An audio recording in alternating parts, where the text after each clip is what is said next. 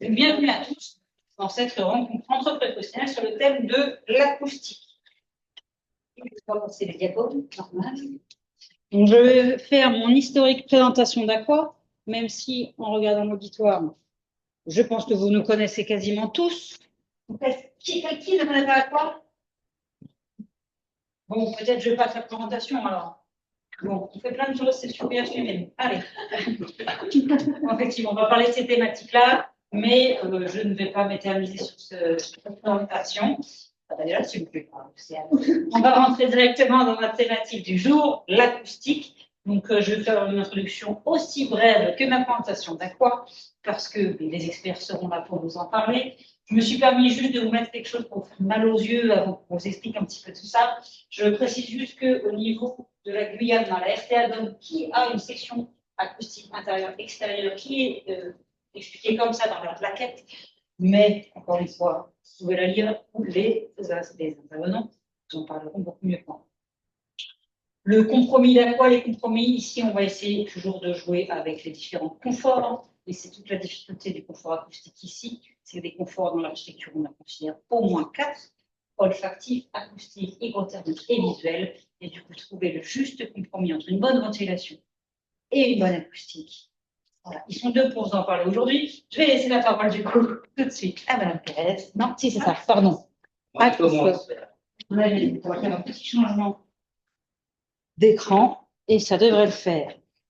Bon, bonsoir à tous. Du coup, je me présente, Christophe Aucourt, ingénieur acoustique, donc, qui a travaillé déjà avant l'aventure Casa Acoustique dans un bureau d'études fluides, à Tarbes, que vous connaissez. Et après, j'ai monté mon propre projet. Voilà. Donc, je vais vous parler un petit peu d'acoustique, mon retour d'expérience, en tout cas en Guyane, sur l'acoustique, sur mes constats et ce que j'ai pu constater sur déjà ma vie ici déjà. La réflexion est faite depuis déjà de nombreuses années. Alors, attends, je me permets.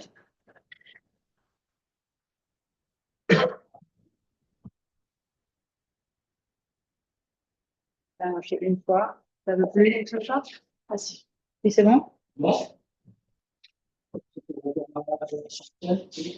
Ah ok, c'est bon. Donc, c'est chiant le petit truc en haut là. Je peux l'enlever, je peux l'enlever. J'ai mis des petites citations en haut. Ils sont un peu petits, peut-être. Bon, présentation de cas acoustique rapide, une petite introduction. Je vais un peu effleurer un petit peu tout ce qui est les réglementations. Je t'explique qu'on peut appliquer. La ventilation naturelle et l'acoustique, un grand sujet. Conclusion. Alors, cas acoustique, c'est quoi? J'ai monté mon bureau d'études que de l'acoustique en 2024. Donc, voilà, j'interviens tout ce qui est bâtiment, environnemental, accompagnement aussi pour les réglementations, etc. Sensibiliser aussi. Okay. C'est plusieurs les missions que je fais. On va passer rapidement, on pourra toujours en discuter après parce qu'on n'a pas beaucoup de temps. Alors, acoustique, je vais commencer par cette introduction. Acoustique, c'est un bien grand mot qui veut tout et pas dire grand-chose. Parce que derrière l'acoustique, il y a plein de choses.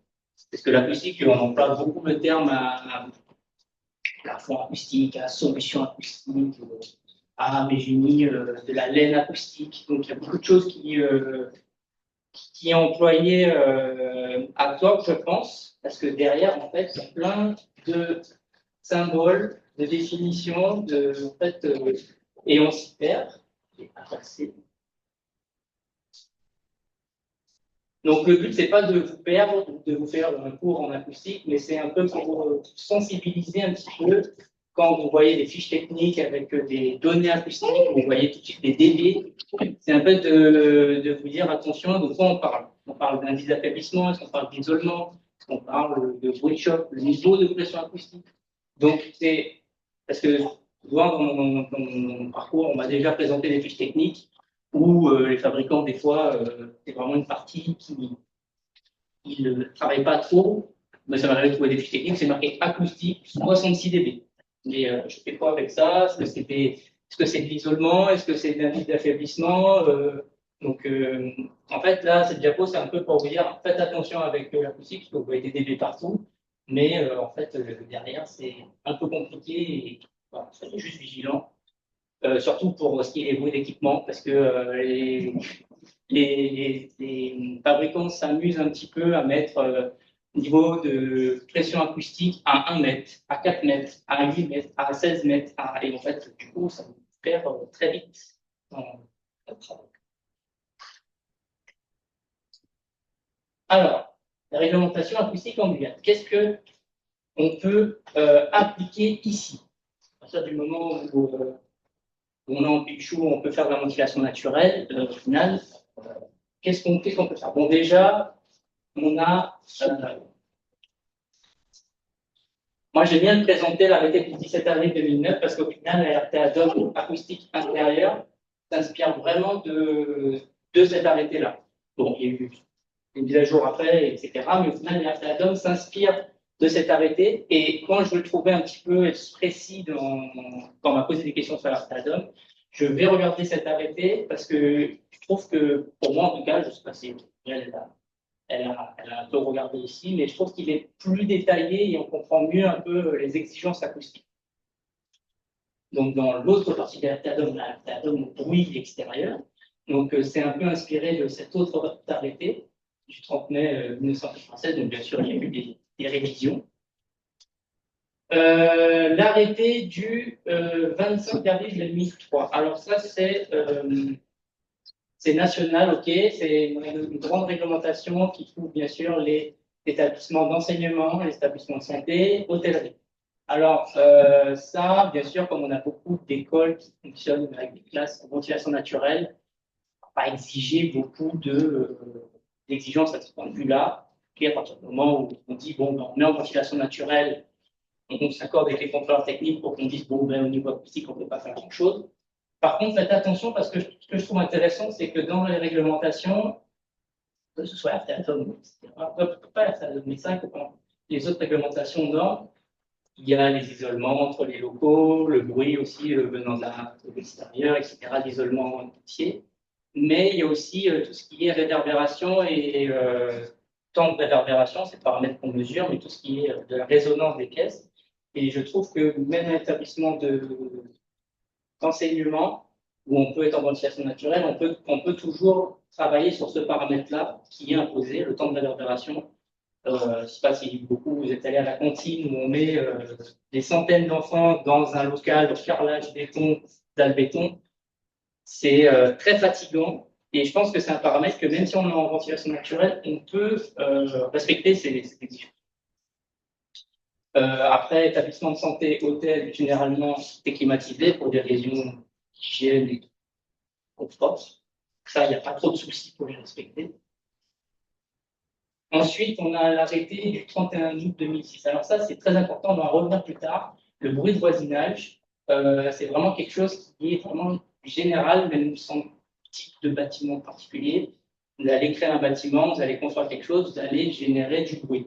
Et ça, ben, du coup, dans l'environnement, vous ne pouvez pas faire tant de bruit que vous voulez. Jour, de nuit, les seuils sont un peu différents. Mais voilà, c'est prendre en compte, c'est que vous produisez une pollution si vous êtes à proximité d'habitations, de lieux, comme on dit, sensibles, comme des habitations, des crèches, des choses comme ça, lieux de culte. Donc, le bruit de voisinage, c'est vraiment quelque chose qui peut aller très loin dans les représailles. Il peut y avoir des fermetures administratives, même si vous faites trop de bruit, des amendes peuvent être très lourdes. Donc, c'est vraiment un point où on va reparler plus tard, sans trop vous faire peur. Et puis, bien sûr, le code de santé publique et le code du travail. Le code de santé publique, c'est là, si je me trompe, on retrouve tout ce qui est les seuils limites maximum. Donc, dans les boîtes de nuit, les bars, les restaurants, on va diffuser de la musique amplifiée. C'est dans le code de santé publique, on va retrouver un peu les exigences de seuil maximum. Et le code du travail, ben, c'est tout ce qui est bruit d'équipement, port des EPI. Donc, en fait, ce qui est bien dans le code du travail, c'est quand même poussé pour que quand même l'employeur mette les dispositions pour isoler au maximum le bruit et faire subir le bruit le moins possible aux employés. quand c'est pas possible et que l'opérateur doit intervenir sur une machine bruyante, bon, il y a les SPI, etc. Mais il doit former son personnel, les sensibiliser au bruit, ce qui n'est pas toujours fait. Et d'ailleurs, on leur donne des casques, ils les mettent parfois pas. Mais en tout cas, tout ça, c'est dans le code du travail. Et du coup, si un employé décide que prend l'initiative de dire on va faire les choses bien au niveau du bruit et tout, et exige que l'employeur prenne des dispositions, il est légalement en droit de les exiger. Ça peut aller loin. Donc ça, ce sont les réglementations. Après, il y a des recommandations, il y a des normes, comme la fameuse norme pour les bureaux 31-80, et pour les bureaux, qui est pas mal exigée pour les bureaux notamment administratifs, etc. Mais en tout cas, la partie réglementaire, la partie vraiment obligatoire, on va dire que c'est ça. Et au mieux, on peut quand même le pratiquer en urgence. Alors, la dernière fois que j'étais venu, on devait parler de justement des futures évolutions de la RTADOP. On n'a pas eu le temps. Moi, j'étais venu avec des petits éléments, un petit peu d'interrogation et tout. Alors, est-ce que c'est bien ou c'est pas bien? Parce qu'au final, c'est là à peu près, si je ne me trompe pas, au niveau acoustique, la seule adaptation qu'on a au niveau des dom-toms, peut-être que la RTADOP concerne Martinique, Guadeloupe, Réunion, Guyane. Je ne crois pas que Mayotte est dedans. Est-ce que c'est bien ou c'est pas bien? Bon, alors, moi, ce que je trouve, c'est que c'est plutôt complet. On balaye vraiment tous les points d'acoustique, bruit de choc, isolement de façade, etc. Je trouve que c'est plutôt bien. On fait attention aussi, que ce soit sur les ports. Pour moi, je trouve que c'est bien. C'est facile à appliquer, c'est facile à vérifier. Et c'est adapté au milieu tropical et équatorien. Alors, moi, il y avait un truc qui m'a. Alors, vous voyez pas très bien. Il y a un truc qui m'a un peu chagriné, c'est. Alors, je vais essayer de passer rapidement, mais on peut revenir dessus si vous voulez. C'est un peu technique, c'est sur les séparations de parois. Normalement, dans la réglementation, quand on exige d'isoler et d'avoir une certaine performance entre deux pièces, par exemple, dans le milieu de la circulation et, par exemple, dédié à une salle d'opération, on exige qu'il y ait une certaine performance acoustique. Et ces données-là, on exige, enfin, le paramètre qui est demandé, c'est l'isolement. L'isolement, c'est vraiment quelque chose qu'on peut mesurer. Il y a une différence de niveau sonore entre une pièce d'émission et une pièce de réception. Dans la RTA DOM, on simplifie le truc pour déjà que ce soit applicable et qu'il n'y ait pas besoin d'un acousticien. Ça ne me dérange pas, je ne suis pas là pour vendre des études acoustiques à tout bas. Et je vais vous expliquer pourquoi pour moi il y a un point fait, c'est que du coup on exige soit une masse surfacique, soit un indice d'affaiblissement acoustique. L'indice d'affaiblissement acoustique d'une paroi, c'est propre à la paroi. Que ce soit un mur placo, une composition, un mur béton, ça a son indice d'affaiblissement. Le problème, c'est que quand on essaye de généraliser, le résultat qu'on va avoir sur un tel logement, puis on va prendre un autre logement, ce sera un T3, un T5, puis un autre un T4, un T... des bêtises, mais en fait, c'est une donnée qui est difficilement mesurable. On va avoir une fourchette de performance qui peut quand même être bonne, mais ça sera compliqué de mesurer au final la performance, donc de faire des contrôles par la suite. Je ne sais pas si j'ai été très clair là-dessus. J'ai essayé de même d'expliquer. Ça va. De toute façon, on pourra en revenir dessus. Alors moi, quand j'ai travaillé beaucoup avec les parents et logements sociaux qui appliquent la RTA DOM, donc moi, j'ai relevé quand même quelques petites choses à faire attention. Bon, généralement, je vois que les contrôles et il manque un peu de sensibilisation sur les contrôleurs techniques qui doivent contrôler, etc. Les malfaçons, parce que c'est pas forcément visible au final, l'acoustique, quand il y a des malfaçons. Quand il y a un trou dans le toit, on va le voir assez rapidement pendant le chantier. Quand il y a une conduite qui est pétée, on va le voir. Il y a encore des malfaçons qui peuvent être constatées après le chantier, mais c'est facilement constatable. Une porte mal mise, mal musicale, qui n'est pas bien, on va le constater. Alors l'acoustique, ça va être après les travaux et c'est les usagers souvent qui vont le constater. Il n'y a pas de test en fin de chantier. Donc déjà, il y a des paramètres pas tous, mais il y a des paramètres, comme je l'ai dit, qui sont difficilement mesurables. Donc, si on voulait faire des tests, c'est compliqué de faire valider certaines performances, notamment sur l'isolation de parois entre mouvements, par exemple. C'est surtout sur la partie qui va nous intéresser après, sur l'isolement de façade, on nous impose 30 dB, maintenant je crois que c'est même 33.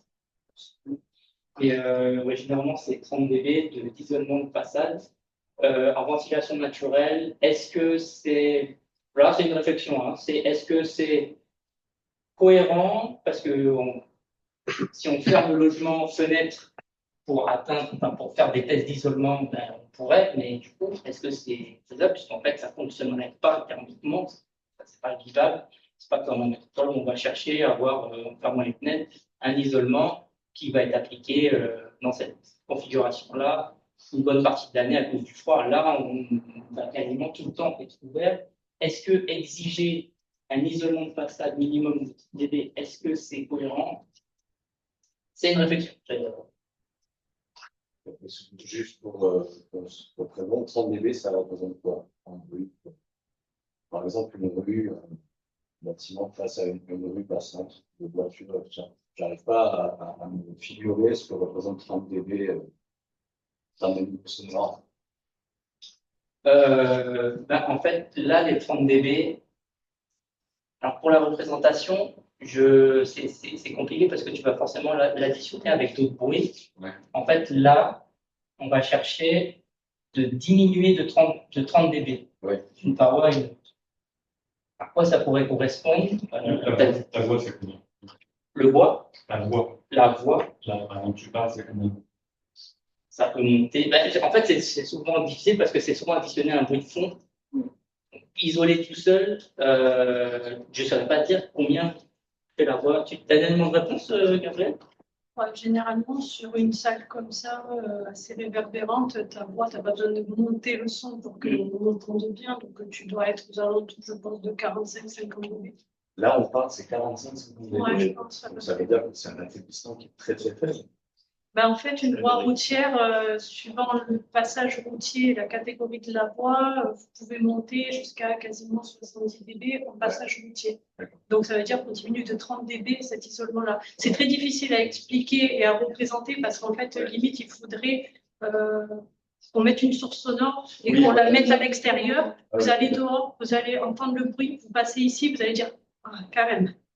Mais c'est juste l'isolement de 30 dB. Oui, du coup, tu fais bien de. Il pense se représenter, c'est vrai que C'est énorme, 30 dB. Non, c'est pas la métropole par exemple, c'est le minimum. C'est le minimum. En Guyane, vous pouvez l'atteindre avec des fenêtres type jalousie qui ont des performances acoustiques qui vont de l'ordre de 30 dB. Donc une façade béton, une fenêtre jalousie, fermée, la fenêtre jalousie bien sûr. Ouais. Vous avez votre isolement de 30 dB.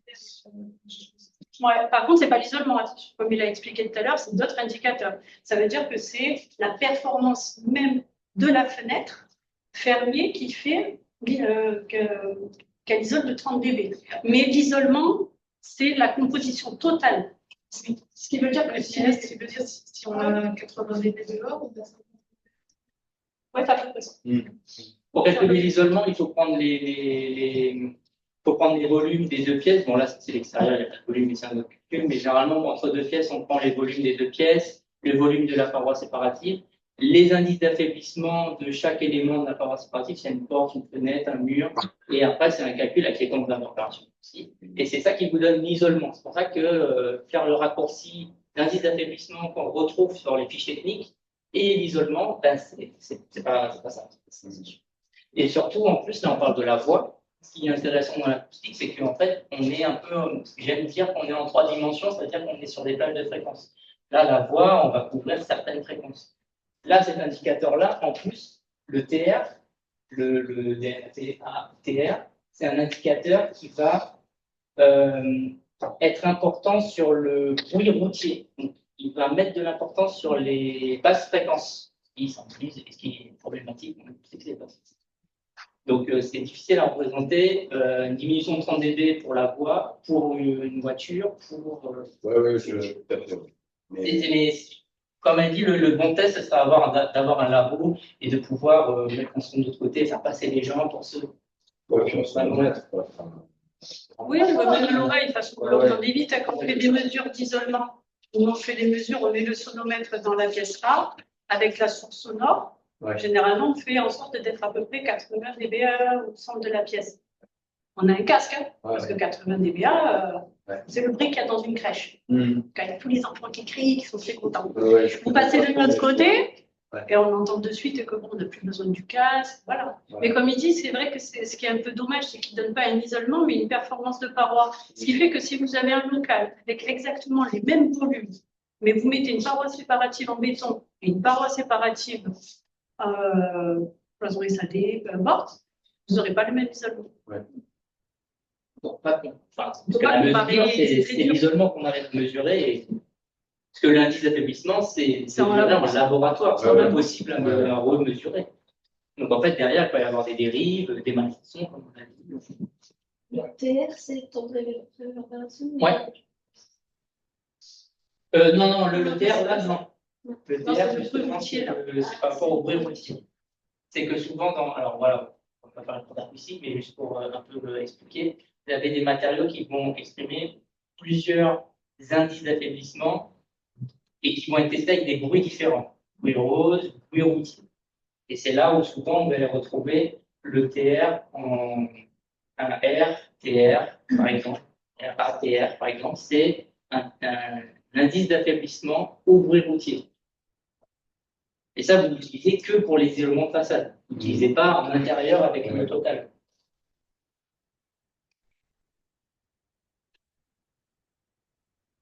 Alors, malfaçon, alors moi, ce que j'ai remarqué,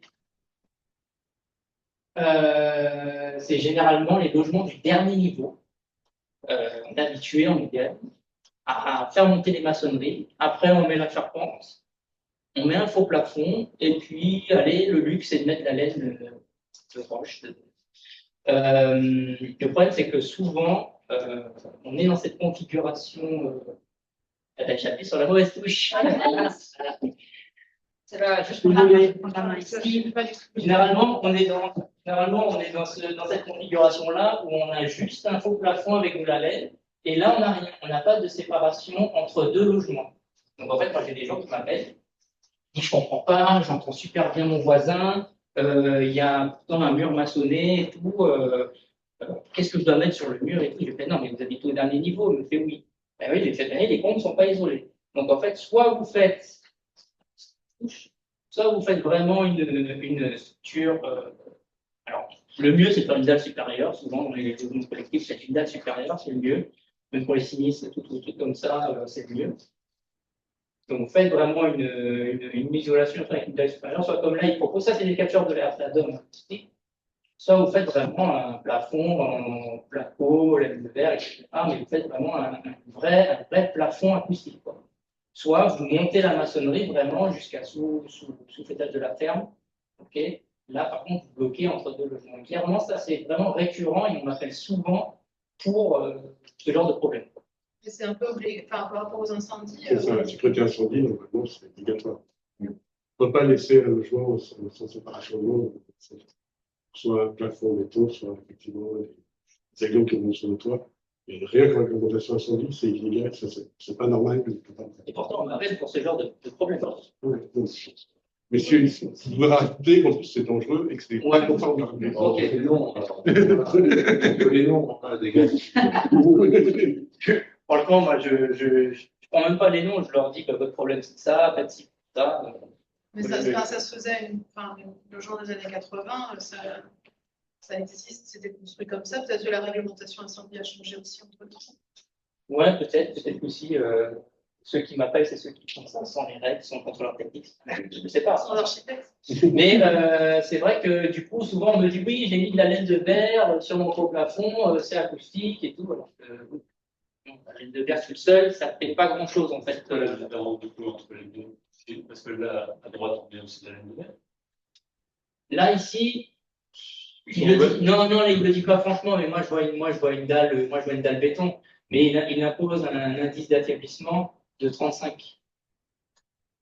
Il impose à cette paroi-là un indice d'affaiblissement de 35, sachant que ici aussi, vous avez la même. Donc les deux ensemble, ça fait un bon isolement, quoi. Voilà. Mais ce dont tu parlais, c'est quand il y avait genre, ce plafond PVC ou quoi, C'est ça. pas d'isolant. C'est ça. Mais même avec de l'isolant, c'est pas très performant. Et Du même, coup, même il les faudrait bureaux, mettre hein. Hmm. Même les bureaux, si on ne prolonge pas les cloisons. Si tu fais pas un vrai plafond, Même avec un. Mais c'est quoi un vrai plafond? Alors, c'est soit une dalle, tu fais une dalle supérieure. Non, mais Dalle si tu peux mettre un complexe, si tu veux mettre. Et bien, le placo, par exemple, tu entre deux placos, une laine de verre, mais là, c'est deux placos, placo hydro, bien sûr. Et si tu mets juste 10 cm de laine de verre, ça va pas. Alors, généralement, pour la partie toiture, sur la réglementation française, en tout cas, quand on se retrouve dans ce genre de cas, ils demandent à ce que le séparatif entre logements augmente de 20 cm dans le comble minimum et que la laine minérale recouvre la plaque de BA13 et recouvre au-dessus du séparatif. Donc, déjà, la laine minérale, elle est supérieure à 20. Donc, on est plutôt à 30. Ça, c'est la réglementation française. Là, ils demandent une performance acoustique, je ne sais plus, c'est 35. C'est 35, ouais. Ouais, ça doit être un BA13, un peu de laine minérale. Mais il faut un BA13. Mais c'est un BA13. Un faux plafond, ça marche. Bien sûr, mais c'est quasiment là. C'est beaucoup de plastique. Voilà. Quand tu appelles faux plafond, si c'est PV, c'est chose. Oui, le faux plafond. Oui. Non, là, moi, Oui, je parle pardon, de c'est un but d'engagement, c'est vrai que BA13, oui, BA13 c'est laine faux minérale. Il faut plafond. regarder, on ne doit pas être très loin des 33, 35. De toute façon, comme je disais pas bien et tout, c'est que ici, dans le nouveau logement, il y a par rapport à l'incendie, c'est soit les pignon en vente, soit les plaques de béton. Donc, normalement, on ne peut pas avoir ce problème. Dans le logement, on ne devrait pas l'avoir. Ouais. Après, c'est intéressant ce que tu dis par rapport peut-être au bureau, des fois. Après, c'est peut-être des bureaux, peut-être transformés en logement, ou il y a une circulation. Oui, parce qu'on parle des constructions par différents bailleurs sociaux et tout comme ça, où ils font les choses quand même, où il y a des contrôles et tout. Mais si on prend en compte l'ensemble de notre parc de logements guyanais, ben, au final, beaucoup se retrouvent comme ça avec un plafond PVC. Dans le neuf, ça ne doit pas régler, mais effectivement, dans l'ancien, Effectivement, il y a plein d'entrepreneurs qui veulent transformer des trucs, faire des logements et tout, et qui font des choses un peu sans permission, sans contrôle, et qui finalement se retrouvent avec des logements qui ne sont pas conformes. Donc moi, j'ai remarqué ça. On se retrouve entre deux logements, puisque au sein d'un même logement, on n'a pas d'exigence particulière. Alors moi, pour ce qui est de l'acoustique, j'aime pas les ventelles. Voilà, je le dis. L'acoustique, les ventelles, alors c'est très compliqué d'avoir des fiches techniques sur les ventelles, parce que souvent les gens ici, les menuiseries alu, ils les font eux-mêmes, et du coup, ben, pas avoir un indice d'affaiblissement, pas sortir un PV du CSTB sur les ventelles, et en plus la durée de vie, je trouve que c'est un peu nul. Il suffit qu'il y en ait une qui, avec le temps, se relâche un peu et n'exerce plus une pression suffisante sur ses joints et tout, pour que ça vous crée une fuite.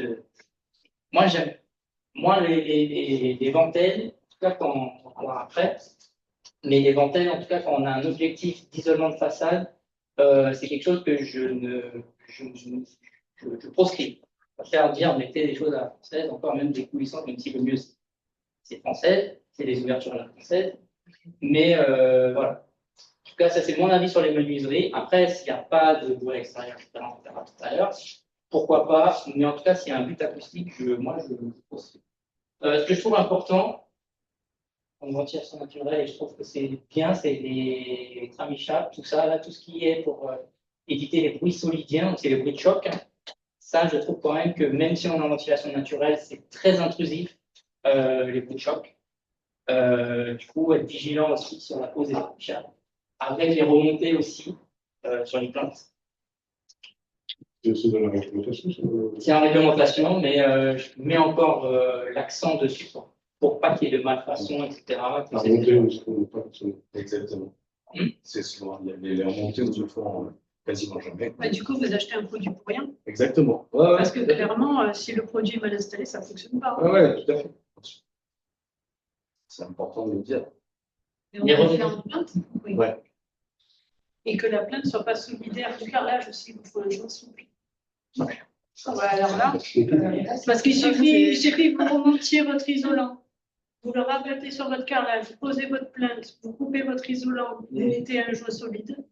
Bon, c'est juste rien fait, vous pouvez faire votre dalle. Ah ouais. Ouais, les bruits solidiens, le béton dans la construction, c'est très ingrat parce qu'au final, ça isole bien. Alors, les vibrations dans les bruits solidiens se transmettent super bien. Il y a une truc qu'il y a autre chose dans le RPA, c'est choc sur épaisseur totale. C'est vrai. Et Est-ce que ça c'est fait une efficace? sacrée épaisseur. Hein. Est-ce que c'est efficace la sur épaisseur totale? Je sais pas. J'ai pas testé. Je sais pas si vous avez un retour dessus. Bah, quand on a des rapports d'essai juste sur une dalle, l'épaisseur de dalle fait qu'on a une amélioration du bruit de choc. Ça ne sera jamais aussi efficace qu'un assaut, mais ça le fait. D'accord. Alors, C'est ça ne la sera loi de pas masse. aussi efficace qu'un assaut. Hein. C'est la loi de masse, c'est ça? Ben, c'est ça, on ajoute de la masse en fait. Ah ouais. Vous augmentez l'isolement au bruit de choc et l'isolement aérien, mais ben, toujours pour vous donner une petite comparaison avec la métropole, en métropole, entre logements, c'est minimum 20 cm de tel béton, Ouais. plus l'assaut, Ouais. à 19 dB d'isolement. Mettez le Fluidchap, c'est très bien. Au début, il râlait un peu parce qu'il disait ah, ils savent pas mettre, c'est cher et tout. Au final, il commence à en mettre pas mal. Je trouve que c'est bien parce que en ventilation naturelle, je trouve que c'est quand même vraiment intrusif les bruits de choc quand même. Hein. Je sais pas si vous avez déjà été dans des logements avec des gens qui marchent au-dessus. J'ai l'impression que les gens sont chez vous. Je trouve que c'est pas. Et du coup, c'est le bruit de choc. Ils ont pas mal de réglementations. Parce que pareil, dans les établissements de santé, vous pouvez avoir des équipements qui sont sensibles aux vibrations. Donc, au final, on les retrouve partout, hein, ces bruits de choc. En termes de matériaux, la source, c'est fait avec quoi? Parler de la source. La source, C'est quoi, c'est des membranes en plastique, en composé un peu caoutchouteux, un peu ça cet aspect-là. Après, comment c'est fait, je ne sais pas exactement. Je ne sais pas la composition Je ne exacte. sais pas la composition, mais c'est un genre de plastique. Ça fait plus texture. Caoutchouc, Un peu un comme le peu. plastique d'emballage, là. C'est un avec petit de peu l'air, épais quand même, de façon à ce que ça puisse quand même Supporter du poids. poids, mais après, je n'ai pas la composition exacte de ces matériaux. Mais qu'est-ce qui fait que ça réduit le... Bah, c'est justement cette souplesse un petit peu sur les chocs. Ça dissocie. En fait, sur les structures rigides, les vibrations sur le planton des structures rigides se mettent très bien. À partir du moment où vous avez quelque chose d'un peu souple comme ça, ben, si vous avez une planche comme ça en plastique de, je sais pas, je vais dire 20 mètres, et vous avez un bloc de béton qui est de 20 mètres, ben, vous faites ça, vous allez capter les vibrations à la sortie, alors que c'est pas forcément. Après, c'est d'autres trucs qui rentrent en jeu, mais globalement, c'est plutôt ce produit, le fait qu'il y ait de la souplesse et une différence aussi d'éléments. Et le fait que c'est désolidarisé, Oui. parce que si ce n'est pas désolidarisé, ça marche. On peut l'avoir le détail là, avec sur qui remonte et avec la plante. Mais globalement, quand vous cherchez sur Internet des images, vous voyez des coupes avec justement ces dessins où ils disent que ça remonte systématiquement. Mais il y a combien? Ça fait qu'il faut bien coller la plante. Oui, mais vous collez la plainte, en fait, vous collez la plainte contre le mur, mais en fait, il faut laisser un espace entre le carrelage fini et la plainte, de façon à pouvoir rabattre l'isolant, le couper. Donc ça vous Et après, il y a le joint. Et après, un joint souple. Le joint souple, c'est quoi? Le joint de finition. C'est juste pour faire la. Ça marche partout, hein. Pour le parquet, c'est pareil. Hein. Partout, c'est pareil. Donc, on est d'accord, la source, c'est une membrane. C'est Ouais. un textile, quoi. C'est une sorte, oui, c'est ça à peu près ça. Il y a plein de noms différents, on parle de membrane, de résilient. On sache l'épaisseur, quoi. C'est Ah vraiment. non, c'est vraiment très ça. C'est en rouleau, quoi. Oui, oui, c'est un rouleau. Généralement, c'est marqué sur le rouleau et l'épaisseur, du coup, dépend de la performance que Ouais, vous ouais. cherchez.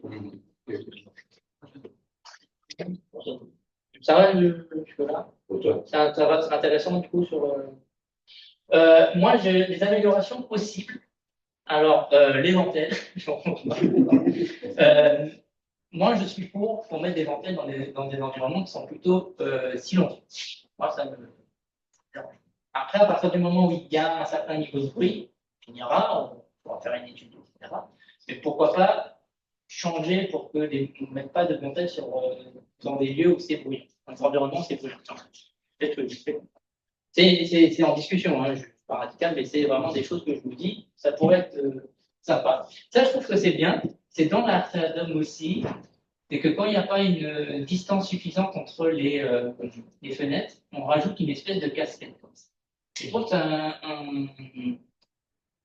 oui, c'est un prix, hein, mais ça peut être un dispositif qui peut être aussi mis horizontalement, pardon, verticalement, et peut-être pas dans l'ARCADOM, mais peut-être dans la NF Habitat ou choses comme ça, quand on va chercher une qualité de logement en plus, pourquoi pas en rajouter. C'est vrai qu'on va étudier les distances et tout, mais voilà, c'est une piste d'amélioration. Et pourquoi pas dans les cages d'escalier aussi, peut-être imposer un PR ou chercher à absorber les réverbérations, le son qui résonne dans les cages d'escalier, parce que je trouve que dans certains. Après, on pourrait travailler sur les barrières, faire un truc un peu plus costaud avec des joints, etc., des joints en bas aussi, des portes. Mais voilà, c'est des pistes d'amélioration à discuter, comme on va être amené aussi à discuter de l'amélioration de l'RTA. Oui, dans les RTA, c'est prévu la distance entre les fenêtres. Oui, oui, oui. Puis ça recoupe d'ailleurs la réglementation incendie aussi. Mais il y a aussi en vertical. En vertical, donc je ne sais pas en réglementation. Je crois par contre, dans les RTA, il y a des distances minimales respectées. Il y a des distances minimales. Et si on ne les respecte pas, pour le coup, on peut mettre quelque chose comme ça. Ouais. Il y a des distances. C'est ça. Il y a des distances, mais même en vertical, mais je ne sais pas s'ils ont symbolisé, je n'ai pas le souvenir, mais s'ils ont symbolisé. Entre le logement, c'est 2500, mais ça peut être la même chose. Et pourquoi pas faire un truc dans la NF Habitat, par exemple, pour un niveau de logement en plus, augmenter un peu le critère. Après, mettre la situation de logement, ça permet aussi de protéger de toute façon la protection solaire. Donc là, au moins, bien cohérent. C'est pas simplement un surcoût. Oui, c'est couplé avec la protection solaire. C'est d'autres exigences. Tandis que quand tu nous enlèves des dentelles, on va être emmerdé parce qu'on va savoir comment ventiler. Et du coup, si on te met à cause de ça, on va pas être content. On va en parler, on va en parler. Il vous reste 3 minutes. Ah, bon, alors, la ventilation naturelle et l'acoustique, est-ce que ça marche? Est-ce qu'en Guyane, c'est une utopie? Voilà, les mots un peu forts. Est-ce qu'il y a des solutions? Alors, moi, j'aime bien parce que souvent, quand on regarde ventilation naturelle, on trouve une maison comme ça, avec des beaux flux, des arbres et tout. On montre pas ce qu'il y a autour. Donc ça, j'ai demandé à ChatGPT de me faire une image dans les dom-toms de logement collectif, ventilation naturelle, demandant bien sûr d'élargir son plan. Et c'est un peu l'utopie un petit peu de la ventilation naturelle, c'est que je remarque que beaucoup de gens ont cette idée que la ventilation naturelle, on a des arbres autour, il n'y a rien autour, alors qu'en fait, on construit dans un milieu urbain, en fait, souvent. Et que des fois, avec le bruit, c'est compliqué. Parce que la ventilation naturelle, on est d'accord, quand j'ai constaté avec des gens, quand il y a trop de bruit, vous fermez les fenêtres. C'est pas kiné. C'est ce que et même on parle de logement comme exemple, mais sur les bureaux, c'est la même chose. Sur les bureaux, même le matin où il fait plutôt frais, on pourrait laisser ouvert. Surtout moi, je travaille dans des bureaux, c'est possible de travailler jusqu'à 10 heures sans clim, mais en fait, avec le bruit, en fait, vous vous enfermez, vous climez. Moi, c'est ça un peu que je souligne un petit peu avec la ventilation naturelle. Attention à l'acoustique, à prendre en compte. Donc, un raisonnement acoustique sur les nuisances de bruit en ventilation naturelle. On va y aller. Alors, vous avez des bruits intérieurs et des bruits extérieurs.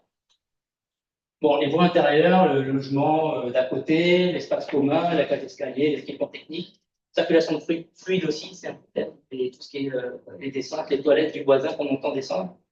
Donc tout ça dans les RTA-DOM, globalement, si on respecte, ça se gère plutôt bien. Et à l'extérieur, vous avez des choses à l'extérieur, mais dans la résidence, que ce soit les espaces communs d'une résidence, le parking, le cheminement extérieur, les bruits de personnes qui parlent, etc. Logement d'un bâtiment en face, ça peut être ça aussi. Et en dehors de la résidence, des choses qu'on ne peut pas trop gérer, activité humaine, circulation routière, activité commerciale, un bar, de la musique, les volets les rideaux métalliques qui se baissent, qui se lèvent. Voilà, ça c'est tout une activité commerciale, des va-et-vient. Équipement technique, une note, ça, et des bruits de chantier, qu'on gagne un coup. Donc, globalement, les bruits intérieurs, ça se gère plutôt bien.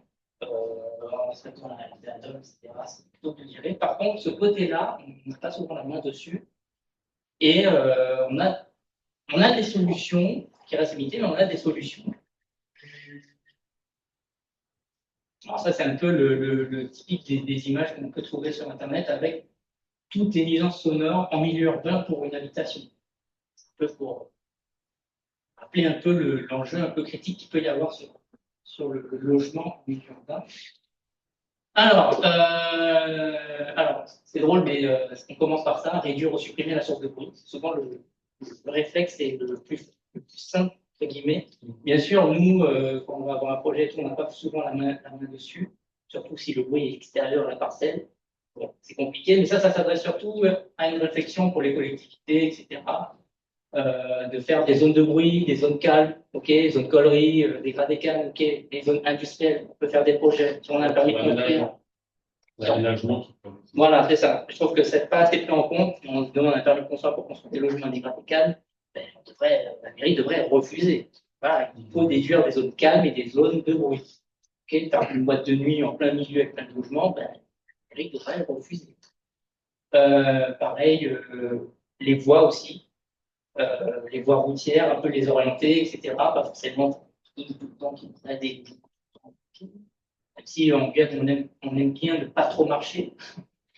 L'homologation, moi je mets bien ça parce que l'homologation des pots d'échappement, c'est vraiment un souci, surtout sur les voitures de course et les motos, surtout les T-Max. Les plaques de T-Max en Guyane et je les vois direct sur les mesures, les T-Max. Sans écouter le. Hein, Mais comment ils ont le droit de circuler? Je comprends pas. mais parce qu'ils ont. En fait, ils modifient. Oui, ils sont débridés. Ils sont pas dans la légalité. Ils sont pas dans la légalité. Alors, il y a le contrôle technique moto qui peine à arriver. Beaucoup de notaires ne sont pas fans. Mais pour le bruit, je trouve que ça aurait un sens. Quoi. Et je crois qu'en Hexagone, ils font ça aussi. Ils font des mesures de bruit. Ils arrêtent les motos, ils font des mesures de bruit à la sortie des pots d'échappement. Oui. Et les moteurs, ils crient. Les moteurs, ils crient après. Ils en ont marre. Ouais, mais s'ils font quelque chose qui nuit à la liberté des autres, quand on est chez soi tranquille. Donc, bon, c'est un débat, comme pour le réduire les vitesses. Alors, vitesse constante, hein, je ne parle pas de mettre des dodanes, vous allongez la durée du bruit et vous avez une phase d'accélération qui vous produit plus de bruit. Et le freinage aussi, si vous avez un gars qui a des freins en fin de vie, c'est bien aussi. Donc, pas mettre des dodanes, mais des systèmes qui permettent de réduire la vitesse en gardant une vitesse constante, c'est le mieux. Deuxième point, éloigner ou s'éloigner de la source de bruit. Donc, si vous avez une parcelle, si vous avez vraiment un voisin qui fait du bruit, vous éloignez, ou même vous, au sein de votre propre parcelle, gérez votre bruit aussi. C'est le second point. Non, c'est un autre point. Utiliser le terrain, l'architecture comme masque contre le bruit. Donc, si vous avez un projet où vous avez des commerces, vous allez les mettre en avant, vous allez mettre les logements derrière, mettre les chambres du côté plus silencieux. Vous avez la forme des bâtiments aussi, l'orientation des bâtiments sur votre projet. Donc, j'ai introduit Gabriel qui va vous faire un descriptif là-dessus. Vous pouvez utiliser le terrain, faire des vues de terre, vous servir des pentes, etc. pour essayer de diminuer l'impact sonore sur votre infrastructure sensible, si c'est des bureaux, si c'est des logements. Traiter votre propre pollution sonore, déjà pour vous et pour les autres autour. Parce que souvent, on place un peu n'importe où le groupe électrogène, le groupe froid, alors que ce n'est pas forcément plus coûteux de le déplacer à un autre endroit ou de l'orienter de telle façon. Donc, à réfléchir au cas par cas. Éduquer, sensibiliser. Bon, ça, c'est surtout sur les open space, les bureaux. Je sais qu'il y a beaucoup de campagnes dans les grandes entreprises, sensibiliser les employés à faire attention dans les cafés, dans les lieux où il y a des grands espaces, d'autres gens travaillent. Pourquoi pas avoir des descriptifs dans les cages d'escalier des logements, pourquoi pas faire attention. ça va ouvrir après. C'est un débat. Les murs acoustiques, alors c'est une solution, mais c'est très coûteux. Je pense que pour la ventilation naturelle, pour le vent, c'est pas ouf non plus de couper le vent, le fou du vent. Et surtout pour les animaux aussi. Alors je parle de murs acoustiques, par exemple sur les voies routières où ils sont sur des longueurs extrêmement grandes. Ici, on a beaucoup d'animaux qui traversent quand même. C'est pas ouf de leur couper un peu la route. Et puis c'est très coûteux, donc ça, c'est vraiment le dernier recours. Pour faire les antennes, je peux le retirer. Je suis pas contre, mais c'est un peu pour mettre l'accent. Faites attention aux antennes parce que la durée de vie et tout, l'acoustique, c'est pas terrible. Alors, est-ce que la ventilation naturelle est compatible avec l'acoustique? Alors, quand on a un projet, moi je trouve qu'il est important, c'est de regarder un peu l'environnement dans lequel il est, se rendre sur place, faire un acousticien se rendre sur place, même pour percevoir un peu le bruit. Du coup, si vous êtes dans un environnement calme, c'est possible. On l'a vu, si vous respectez bien la réglementation, vous gérez votre solution sonore, vous mettez en place des solutions passives comme l'augmentation des bâtiments, un petit peu, vous créez des masses, c'est possible. OK. Et si c'est bruyant, pour moi, c'est pas compatible en l'état. Comme j'ai dit, ça peut créer une possible incompatibilité avec d'autres aspects de la ventilation naturelle, comme je parlais du vent, en fait, des murs, parce qu'au final, protéger du bruit, ça va aller avec, au final, refroidir suffisamment les pièces. Le coût final des résultats sur certains projets, parce que ça vaut le coup de faire des buttes de terre de 3 mètres. Alors, on peut tout faire avec de l'argent, mais du coup, il faut que ce soit cohérent aussi. Et puis, au final, un confort, puisque au final, vous allez mettre en place des solutions qui vont être coûteuses et qui vont peut-être même pas apporter l'effet que vous voulez, le confort. Parce qu'au final, on parle d'environnement calme et bruyant. Après, il faut qu'on définisse. Pour ça, c'est un peu une porte ouverte, un peu à une réflexion entre qu'est-ce qui est calme et qu'est-ce qui est bruyant. À partir de quand? À partir de combien de dB? Et quel type de bruit? Est-ce que le bruit de la nature, des batraciens, des insectes, est-ce que ça, c'est considéré comme bruyant ou calme? Pour Guyanais, ça nous perce le soir. Pour des gens qui viennent d'arriver d'Hexagone, ou même moi je connais quelqu'un qui est arrivé d'ici de la Réunion, il dort avec des bouquets. Alors qu'il dort souvent très nature. Donc, bon, encore une fois, c'est un peu pour une porte ouverte, un peu à la réflexion, qu'est-ce qui est calme, qu'est-ce qui est bruyant, et c'est un petit peu chacun. Dans un environnement très bruyant, les solutions pour réduire le bruit restent limitées pour garantir une philosophie de construction d'utilisation naturelle dans tout le réseau. Ce que j'aimerais qu'on garde à l'esprit quand on fait de la ventilation naturelle, surtout en Guyane, où on essaie quand même de généraliser le truc, et qu'on fasse encore plus attention à l'environnement sonore dans lequel on interagit. Et en Guyane, on s'urbanise beaucoup, donc ça veut dire qu'on a plein de maisons pavillonnaires avec des terrains où on a de l'espace et de plus en plus, on construit des logements collectifs, des bureaux, des industries, des commerces, et que plus ça va, plus en fait on ne fait pas attention au bruit, on met les équipements un peu n'importe comment, on met des speeds partout, et qu'on augmente la pollution sonore générale de nos villes, alors qu'on devrait justement faire encore plus attention pour privilégier, pour garder à l'esprit ce côté ventilation naturelle qui pourrait être possible. En fait, c'est un peu ça que j'essaie de généraliser, c'est un peu de dire, en fait, on devrait faire encore plus attention à l'environnement sonore pour qu'on puisse généraliser la ventilation naturelle.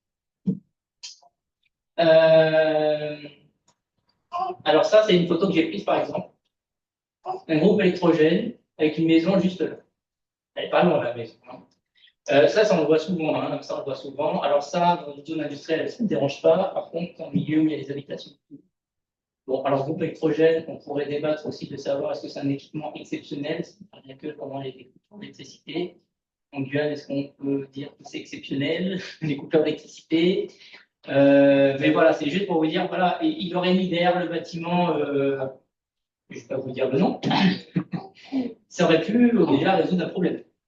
Donc, voilà, c'est chacun déjà gérer sa propre pollution sonore pour, au final, créer un environnement plutôt compliqué. Voilà. Mais j'ai fini. J'ai un peu dépassé. GG.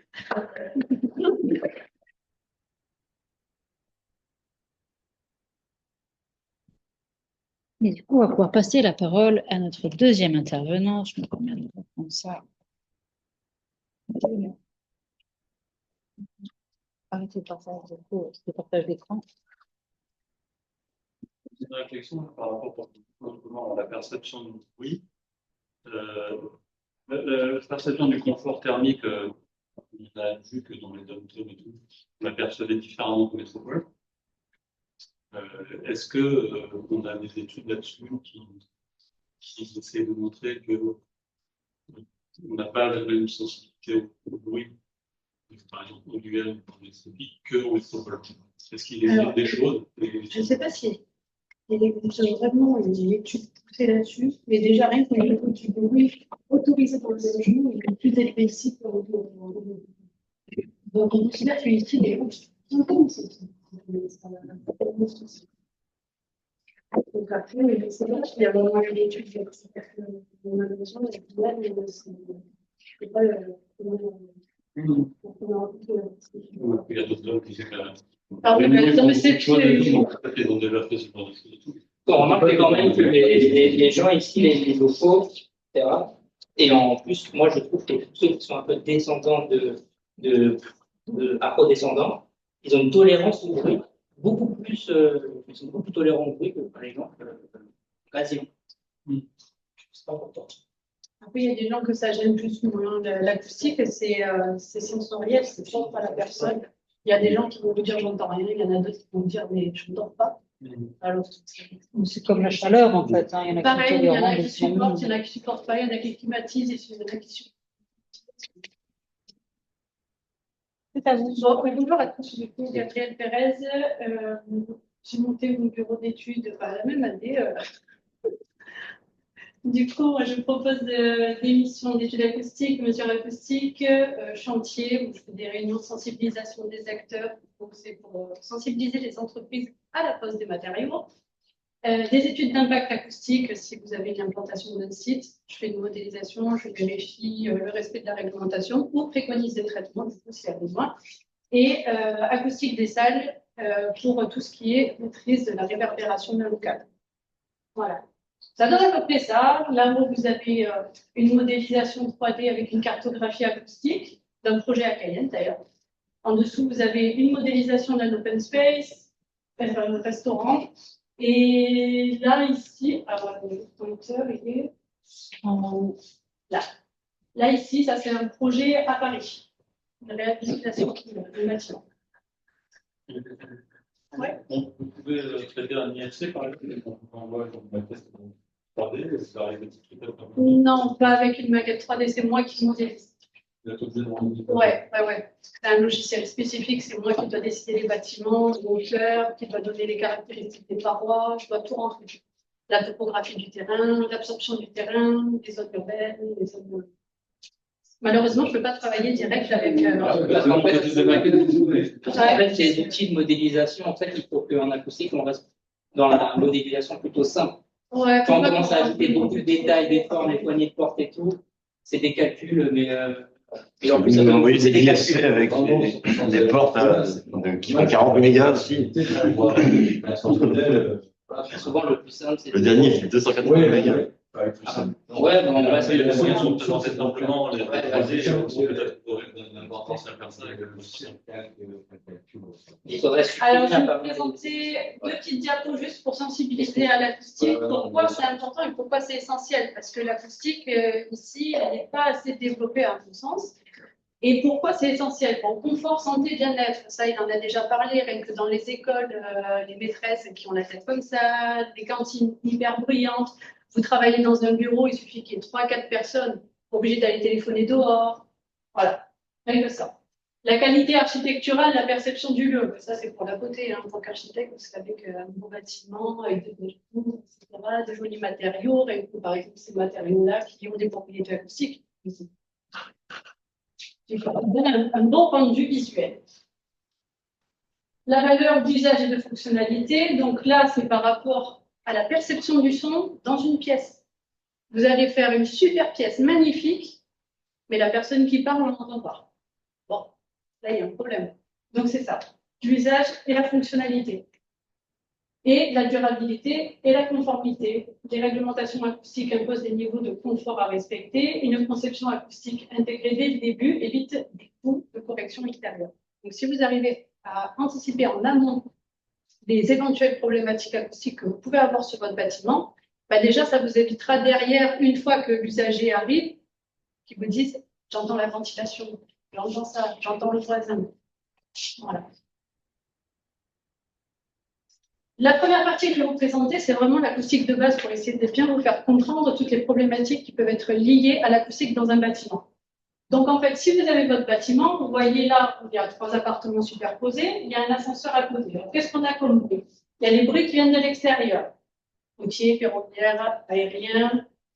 Bon, ferroviaire, ici, on est tranquille. Vous avez les bruits intérieurs, donc la personne qui se trouve ici, si j'arrive à voir ici, elle est embêtée par l'extérieur, elle est embêtée par le voisin dessous qui met sa musique, elle est embêtée par le voisin dessus qui a cassé un vase qui marche, les bruits d'impact, et elle est embêtée par quoi? Par les équipements techniques, ascenseur, chute d'eau. Donc tous ces éléments-là font que la personne dans son logement, elle va être embêtée. Si vous en réduisez qu'une seule, ça ne résoudra pas le problème. Dans les bruits aériens, je ne vois jamais le bruit de la pluie. C'est que c'est pas assez important pour bruit C'est que généralement, c'est quand même traité avec les matériaux qui sont mis en toiture. Il suffit qu'il y ait un peu d'isolation ou quoi. Le bruit de la pluie, moi, c'est facile à limiter, le bruit de la pluie. Vous avez quand même des produits qui permettent maintenant de voir l'impact de la pluie qui reste atténué, mais il faut quand même une isolation. Si vous mettez une tôle, la réalité en Guyane, elle est autre, parce que même si on isole la chambre, et si on met des concours, on va quand même, avec le débord de toiture, on va quand même avoir le bruit. Si on oui, mais ça, c'est parce qu'il y a la fenêtre qui donne sur l'extérieur. C'est souvent le donc en fait, il faut prendre le bruit. C'est un tout, c'est un tout. Un isolement de façade, c'est pas seulement une fenêtre. Un isolement de façade, c'est une paroi, une composition, un isolant, une entrée d'air. Ça peut être n'importe quoi, tous les éléments qui traversent cette paroi. Donc, vous êtes au dernier étage, comme il expliquait tout à l'heure, il suffit que ça soit mal isolé sur la toiture et que vous ayez une fenêtre à jalousie. Eh bien, tout simplement, vous allez isoler la toiture. Ah, j'entends moins la pluie, mais la fenêtre à jalousie, elle ne fait pas son taf. En fait, le bruit, il passe partout. Partout où il y a du bruit, comme l'eau. Ouais, c'est ça, comme l'eau, l'air, pareil. La toiture en tout, c'est le réseau de bruit. Oui. On utilise énormément. Et des éléments de toiture. Par exemple, vous avez des projets, par exemple, comme un cinéma, une salle de spectacle, où vous voulez vraiment que ce soit, vous ayez moins de bruit de la pluie, c'est pas mettre de tôle, les toitures MEPS, par exemple, bitumineuses, c'est très bien. Oui, après, c'est utile. Hein. Il y a des compositions de ton plafond qui permettent vraiment d'atténuer. C'est vraiment, chaque bâtiment a sa conception. Ça dépend de ce que vous voulez faire. Donc derrière, on a quoi comme type de traitement acoustique au niveau du bâtiment? Il ne faut pas confondre isolation acoustique, qui permet d'isoler dans notre logement, d'accord, le bruit, et la correction acoustique. Donc ça, par exemple, vous le voyez là. En 1, on a l'émission directe. Donc lui, il a sa source sonore, il met sa musique. Il est ici. Qu'est-ce qu'il a? Il a le bruit directement qui arrive sur lui. On est en direct là. Il n'y a aucune atténuation, pas de mur, pas de réverbération, rien. Ensuite, vous avez les réflexions du bruit contre les parois. Donc là, le bruit va taper sur la paroi et revenir à l'auditeur. Donc ça, c'est un deuxième type de bruit à traiter. En 3, on a des transmissions directes à travers une paroi. Donc c'est lui là qui est ici. Qu'est-ce qu'il a? Il a le bruit qui passe à travers le plancher. Mais on a les indirects. Ça veut dire que le bruit transite par les murs et les planchers. Ce qui veut dire que si vous voulez isoler votre logement, que ce monsieur-là, il en a marre d'entendre la musique du métronome, il va falloir isoler au niveau du sol ou du faux plafond, mais isoler aussi au niveau des parois. Parce que vous allez enlever la transmission numéro 3, mais pas la transmission numéro 4, qui peut, au final, être plus forte que la transmission numéro 3. Ce qui veut dire que si vous allez isoler votre plafond, ou changer votre sol avec un sol avec des propriétés acoustiques, pas forcément au bruit de choc, hein. Là je parle de l'aérien, ça va faire que tout le bruit va passer par les murs. Donc on ne traite pas qu'une seule source de bruit, on doit traiter la totalité des sources de bruit pour pouvoir améliorer le confort. Donc derrière, c'est la partie isolation acoustique, comme je vous parlais. La personne, elle a sa solution ici, elle est à côté, qu'est-ce qu'elle entend? Elle entend le bruit qui passe par la paroi, le bruit qui transite par les planchers et les murs. Qu'est-ce qu'on peut faire? Isoler. Hein. Là, c'est l'isolation. On évite d'entendre le bruit d'une pièce à l'autre. Là, qu'est-ce qu'on fait? On isole aussi au niveau du sol. Deux possibilités. On isole sous le carrelage, avec un assaut, on isole en faux plafond. Il y a un procédé qui est plus efficace que l'autre quand même. Pour les isolements en bruit de choc, je parle. C'est lequel? L'assaut en faux. Parce qu'en fait, si là vous mettez l'assaut, donc en fait la personne qui va marcher ici, le bruit ne va pas pouvoir passer par les murs. Clairement, il va y avoir une infime partie qui va passer là et là. Mais si vous isolez juste avec un faux plafond dessous, la personne qui va marcher, le bruit va transiter par les murs et redescendre dans le simplement. Et comme les ponts thermiques. D'où la problématique ici, c'est qu'on n'isole pas forcément les murs. Traiter l'acoustique, c'est compliqué.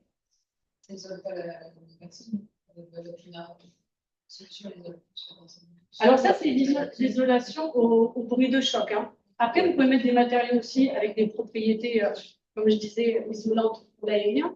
Ça peut être des sols de type domisol, c'est des laines de verre déroulées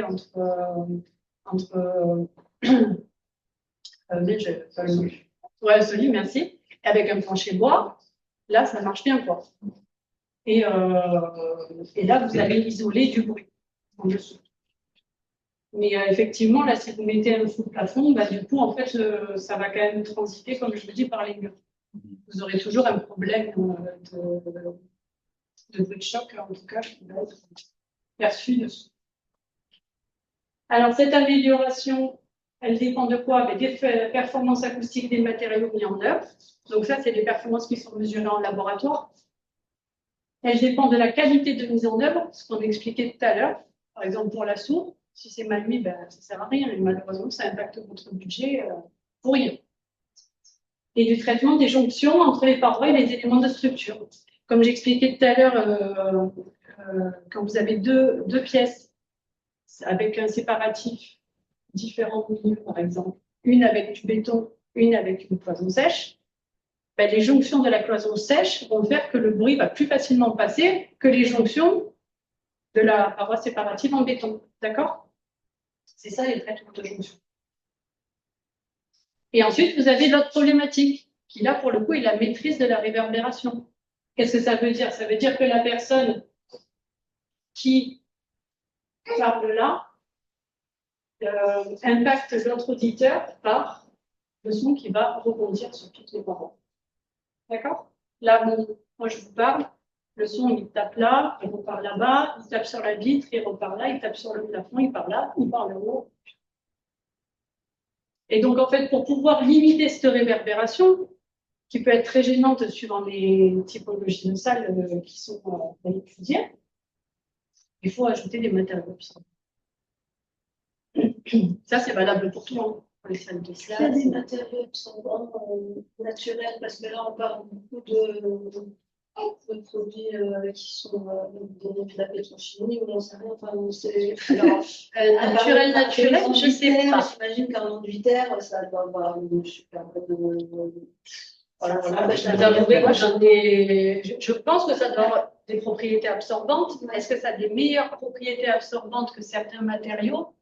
Je ne sais pas. Parce que il faut prendre en compte aussi que chaque matériau a une propriété absorbante, mais a une propriété définie sur chaque bande de fréquence. Donc, vous avez peut-être un produit qui va super bien absorber à 63, 125 Hz, 250. Bon, généralement, sur les hautes fréquences, on absorbe mieux que sur les basses, mais il y a des produits qui, peut-être en basse fréquence, ne vont pas très bien absorber. Pour le coup, produit naturel, je ne sais pas, je ne peux pas vous répondre. Limite, il faudrait faire un test et voir s'il y a un. Alors, moi, je reviens la semaine dernière au Salon du Bois là, en Palais. Ouais.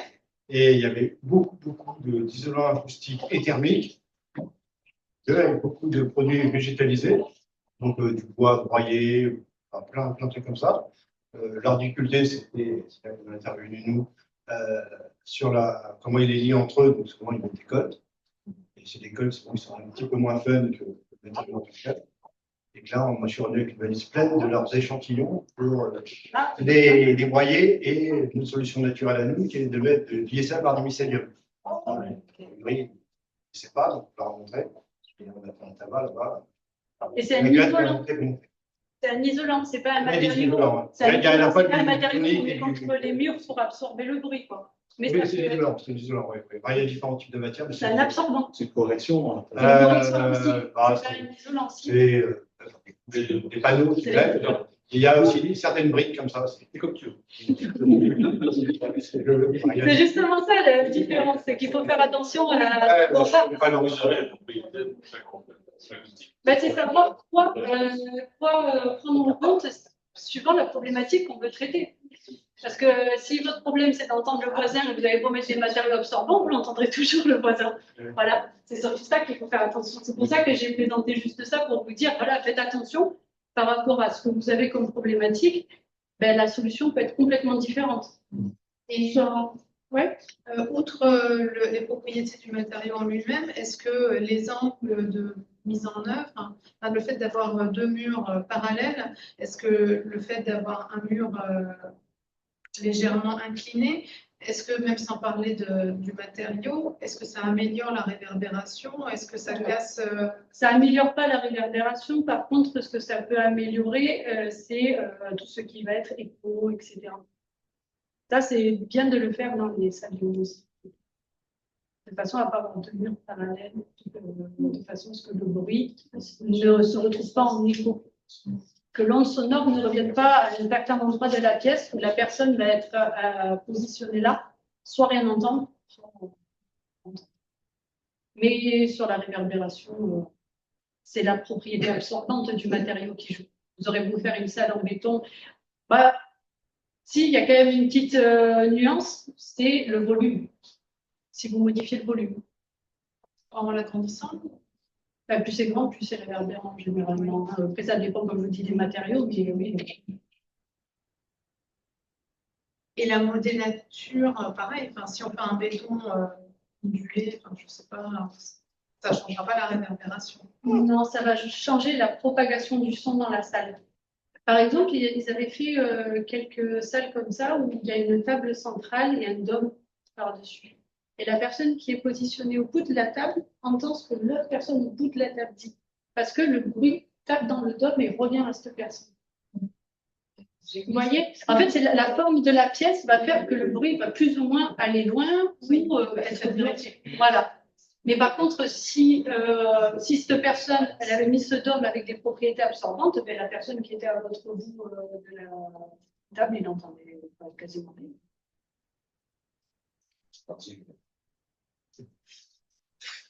Donc, c'est vraiment une petite présentation courte parce que je savais qu'il y avait une autre présentation avant. Moi, je vais partir plus sur la partie recommandation pour la conception, vu que je m'adresse à des gens qui font de la conception. Et je voulais mettre en avant quelques éléments que vous pouvez déjà prendre en compte dès le départ de votre projet pour déjà minimiser un peu l'impact acoustique de l'environnement sur votre bâtiment.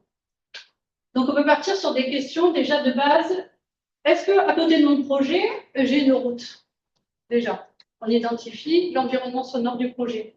Est-ce que du coup, ça veut dire que cette route est classée? Est-ce qu'il y a un classement de bruit de cette route? Et est-ce que cette route va faire que je vais devoir avoir des performances de façade un peu élevées ou pas? Ça va jouer sur quoi? Si c'est élevé, comme il disait, la ventilation naturelle, on oublie. Donc déjà, avec l'environnement sonore, vous pouvez déjà savoir à peu près sur quoi vous positionnez. Est-ce qu'il y a un voisinage très proche? Du coup, est-ce que des protections acoustiques doivent être prévues pour mes équipements techniques? Est-ce que ma machine doit être protégée de façon à limiter le bruit chez le voisin? Quel matériau privilégier pour atteindre les performances acoustiques visées? Mais ça, c'est ce que je vous ai dit, c'est que par rapport à la performance acoustique d'isolement de façade, par exemple, vous allez être amené à devoir construire d'une certaine manière.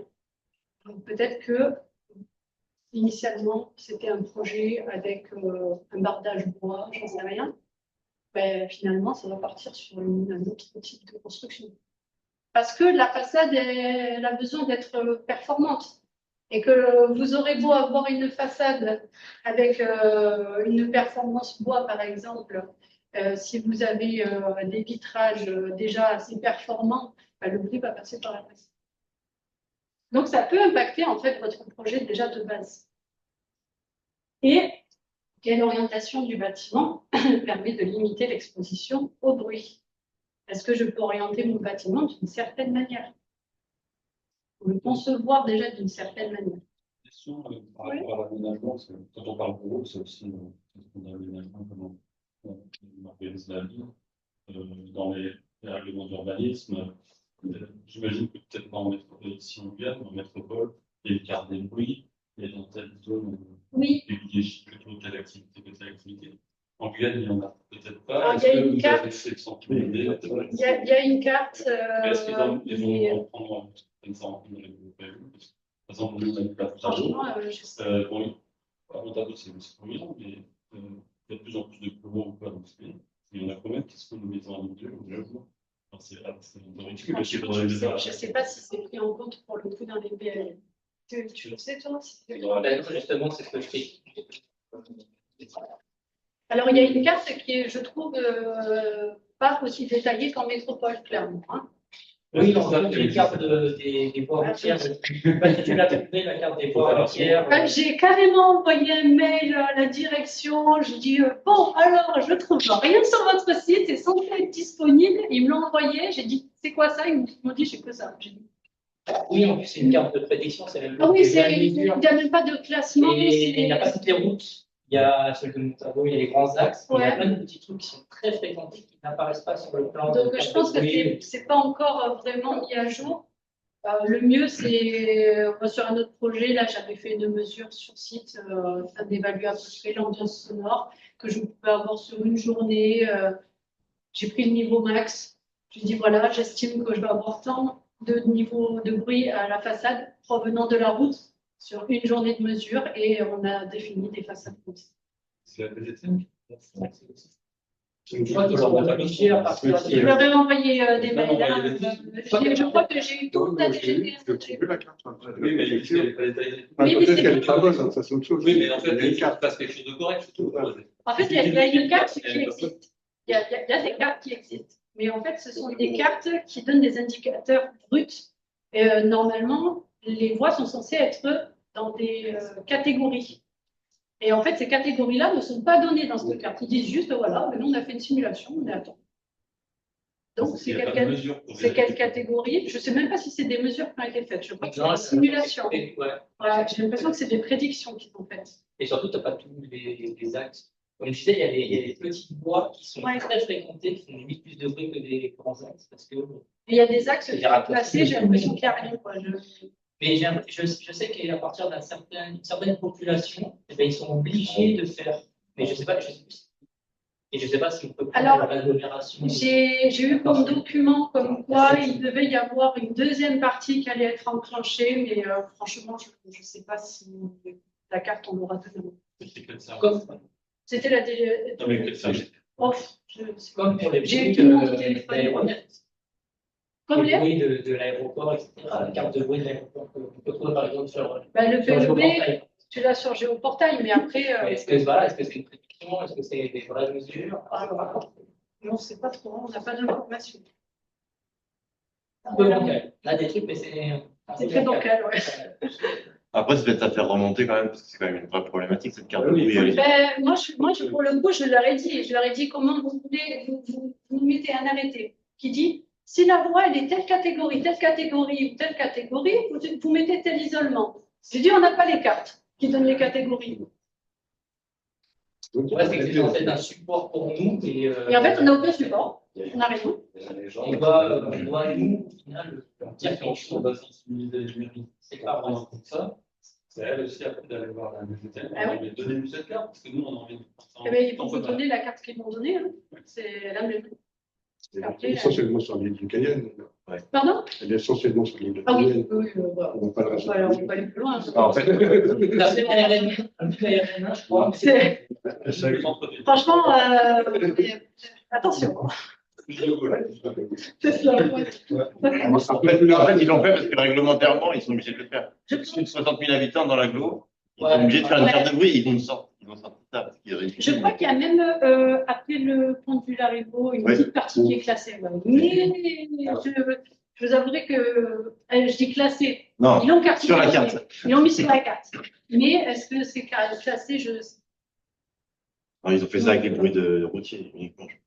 Ils ont dû faire ça avec des simulations. Je ne sais pas trop ce qu'ils ont fait en fait. Peut-être Clairement. avec des passages, ils mettent des câbles, Ouais, des fois, parce que les mesures Sur la fac- Oui, mais après, du coup, ça a été fait par simulation acoustique avec le logiciel que je vous ai montré, là, qui est des modélisations 3D. Mais ça, vous pouvez faire du routier aussi. Je pense qu'ils ont pris le nombre de voitures qui passaient et ils ont C'est fait ça. une prédiction.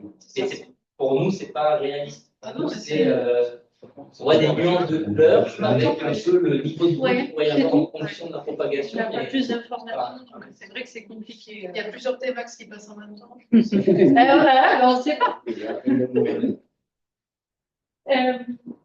Du coup, revenons sur l'analyse de l'environnement.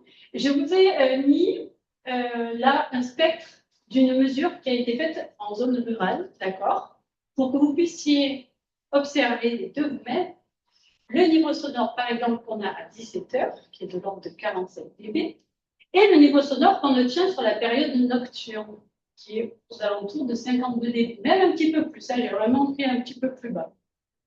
Donc, on voit bien qu'en journée, on a un niveau sonore qui oscille entre 45 et 50 à peu près. Ça remonte un petit peu vers 9 heures là-bas. Et en période nocturne, vous voyez, il y a plein de pics. Vous allez me dire, mais c'est quoi tout ça? C'est les grenouilles. Et pour comparer avec un spectre en zone urbaine, avec ce qu'on a, en journée, on est plutôt à 57 là pour le coup. Et la nuit, 42. Avec des zones plutôt stables. 1h, 3h du matin. Après, j'ai une petite machine là, qui s'est mise en route, qui s'est arrêtée. C'était en Ouais. Donc là, ce qu'on peut voir, en fait, c'est que l'environnement sonore, suivant où vous posez votre bâtiment, en Guyane, ça peut vraiment influencer votre environnement. Ce qui veut dire que votre source sonore, que vous soyez en zone rurale ou en zone urbaine, elle peut être complètement différente. Et comme vous voyez, en zone rurale, la nuit, vous avez plus de bruit qu'en zone urbaine.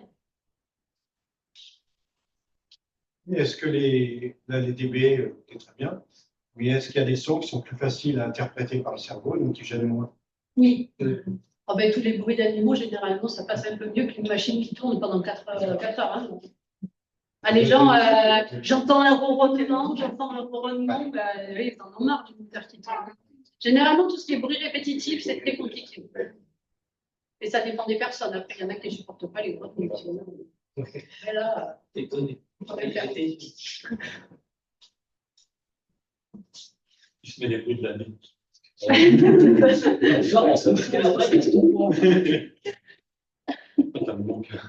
Alors, comment vous pouvez vous protéger votre bâtiment une fois que vous avez analysé votre environnement sonore? Vous avez dit, bon, mon bâtiment, il est là, j'ai une route là, j'ai une route là. Je suis plutôt en centre-ville, donc j'ai pas de ruisseau à côté qui pourrait amener une flotte qui pourrait justement me faire un niveau sonore un petit peu plus élevé la nuit. Donc, qu'est-ce que je peux faire? Déjà, on identifie la voie bruyante, on dit, voilà, une pièce de nuit, de l'autre côté. On essaye déjà de le protéger, un minimum. Ensuite, qu'est-ce qu'on peut faire? Bon, est-ce que dans ma conception de mon bâtiment, je ne peux pas faire en sorte de le construire de manière à faire rebondir le bruit, de façon à ne pas avoir le bruit qui s'installe dans mon bâtiment. Ce qui veut dire que là, par exemple, sur cette configuration ici, par exemple, il y a la route. Concrètement, la route va faire du bruit. Là, ça va taper, là, ça va taper, là, ça va taper, là, ça va repartir. La route, là, ça va taper, ça va repartir là. Donc, en créant ces espèces d'alcôves, l'architecte se protège du bruit. Et donc, toutes ces zones-là, où il y a un parc ici, d'accord, il y aurait eu une route, là, je vous aurais dit, ça ne sert à rien. Il y a un parc. Donc, ça veut dire que le bruit de la route, le bruit des parkings, ne va pas impacter toutes ces zones-là. Mais on faudrait vous faire un bar. Ah, oui, ben, je pense qu'il n'avait peut-être pas la place de faire une grande barre. Peut-être qu'il s'est dit, je vais faire un truc sympa. Je suis architecte, moi. Moi, je suis acousticienne, je ne suis pas architecte. Après, il y a des archives où on dit comme ça. Le principe, c'est le même. Et après, de l'autre côté, on met des Mais devis. là, ce qui est intéressant, c'est qu'en fait, en créant ces alcôves, parce qu'il aurait fait son bâtiment droit, ça on va le voir après, c'est intéressant. En créant ces alcôves, en fait, il crée des zones de confort. C'est ça qui est intéressant. Avec des gens qui pourront profiter de cet espace dans le calme. Ça, tout à fait d'accord, parce qu'il peut y avoir une réverbération par les loisirs et qui sont faits en bas. Ah oui, mais ça dépend du bruit qui est en bas après. Mais il n'y a pas de route, il n'y a pas de voiture. Pour le coup, on définit un espace de confort. C'est ça. Sauf que qui peut être aussi générateur de nuisance de par sa configuration. Et des personnes qui vont. Ah oui, tu fais ça, après, on ne peut pas éduquer tout le monde. Hein. Il suffit que quelqu'un mette une enceinte et sa musique à fond, bah là ouais, c'est l'endroit idéal. Hein, on est jusque-là. Mais effectivement, la barre de Jérémy répond justement à ce problème. On va voir après. Après, bon, on va plus loin, parce que comme on disait, il y a plusieurs niveaux. Donc là, peut-être qu'en ventilation naturelle, c'est compliqué à bien ventiler. Ah oui, alors ça, c'est à l'île d'Abo, hein, que ce soit bien clair, c'est pas en Guyane. Chacun, c'est. Donc, il y a des sympas quand même. c'est logique.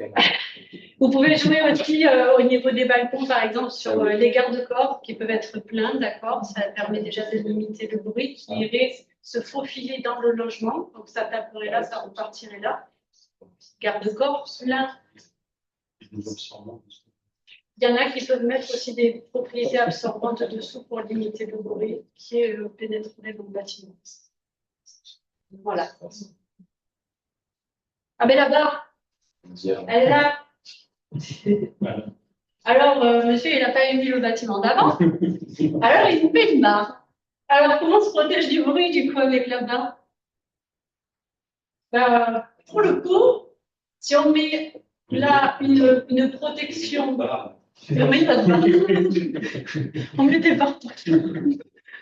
Du coup, là, pour le coup, si on met une protection pour se protéger du routier, un écran, qu'est-ce qui va se passer? C'est qu'une fois que la route est plus protégée par cet écran, le bruit il va taper sur les façades là. Bon, une des solutions serait de créer un petit retour de façon à ce que ça limite l'impact. D'accord? Il faut savoir qu'en fait, vous pouvez, en mettant un écran, diminuer votre isolement de façade. Votre écran, vous voyez, donc là, il y a marqué infrastructure. Vous avez votre écran. Et en fait, si vous tirez droit là, à 90, là, vous avez une zone très protégée de votre façade. Ensuite, là, vous avez une zone de façade peu protégée. Donc, je ne sais pas si on le voit, mais en fait, on part du bord de l'infrastructure, on tire droit. Et zone de façade non protégée. Donc, en fait, ce qui veut dire, si jamais vous avez un bruit routier, que vous voulez faire votre barre, et que vous voulez le protéger à minima,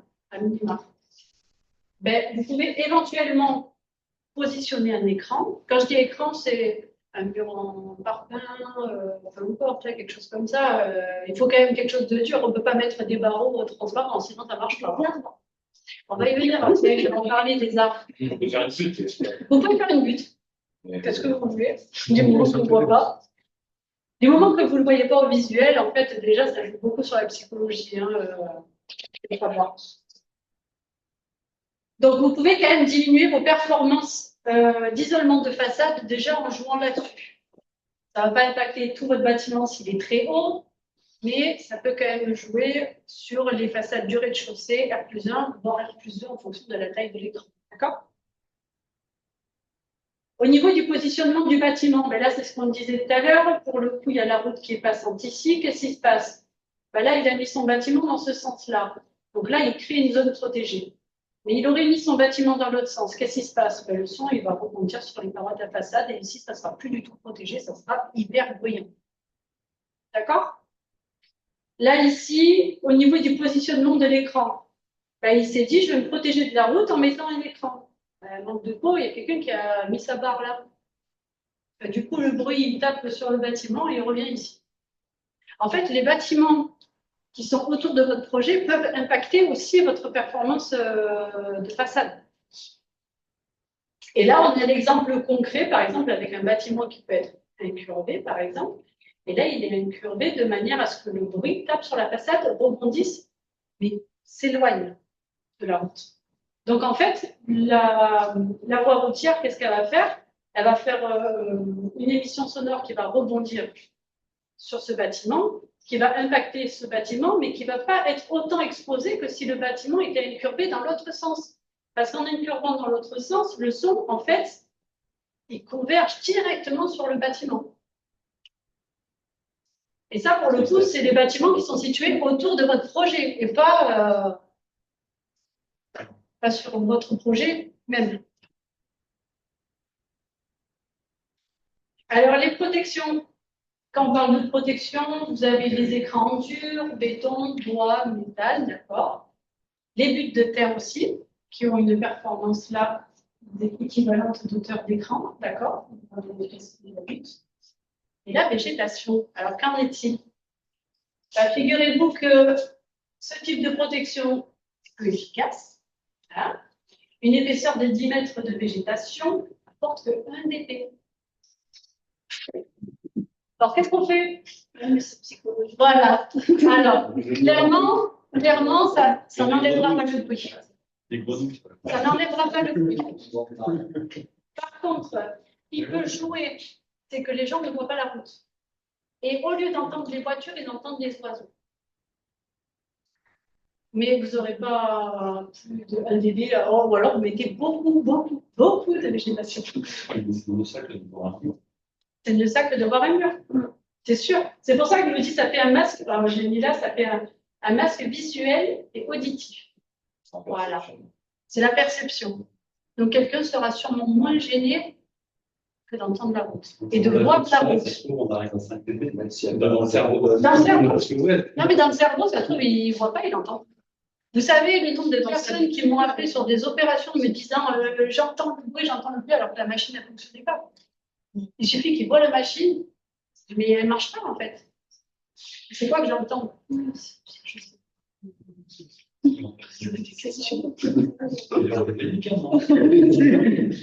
Je sais pas. Il est dans sa tête. Là, mais voilà, c'est psychologique. Donc là, vous avez l'efficacité d'une butte de terre. Là, vous avez la protection des bâtiments par un apport de terre. Donc, vous voyez, lui, il avait son bâtiment qu'il allait construire ici. Et sa voie routière qui était en contrebas. Qu'est-ce qu'il a fait? Il a rajouté de la terre de façon à ce qu'il y ait quand même une partie des bâtiments qui soient un peu protégés. Et la végétation, ben, voilà. Si, un peu en perception. En perception. Mais mesurer? Ouais. Que le chiffre. Non, voilà. C'est pas ça qui compte. Les équipements techniques. Alors, je vous ai fait une petite diapo là-dessus pour vous expliquer un petit peu ce qu'on peut faire, ce qu'on peut voir, ce qui peut être envisageable.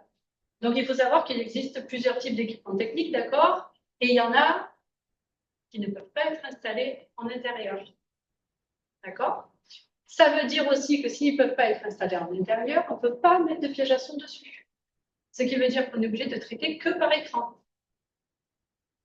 Donc, en fait, si jamais, c'est généralement les clients qui sont comme ça.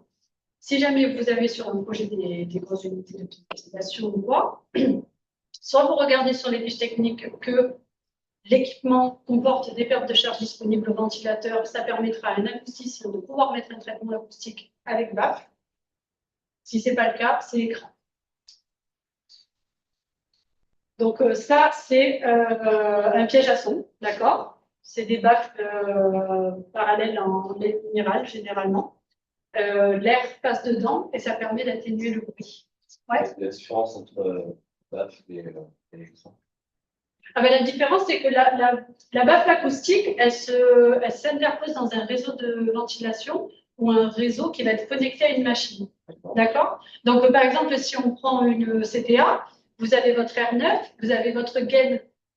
Là, vous allez mettre un piège à son. C'est dans la gaine, ça traite le bruit qui provient de la gaine. L'écran, c'est ça, c'est tout le complexe. Ça, c'est un piège à son complet. Le piège à son, il comporte la gaine et des baffles à l'intérieur. Ça se dimensionne. Okay. Et ça, c'est un écran. D'accord. Passif. Il traite le bruit. Alors, vous avez des écrans plus ou moins efficaces, d'accord? Là, par exemple, celui-ci, là, je vous ai mis un exemple d'écran. C'est un écran qui a une face extérieure pleine, d'accord? Et une face intérieure perforée avec de la laine minérale. Donc, ça permet, en fait, quand la machine se met en route, d'absorber le bruit pour éviter que ça retentisse chez les voisins. Voilà.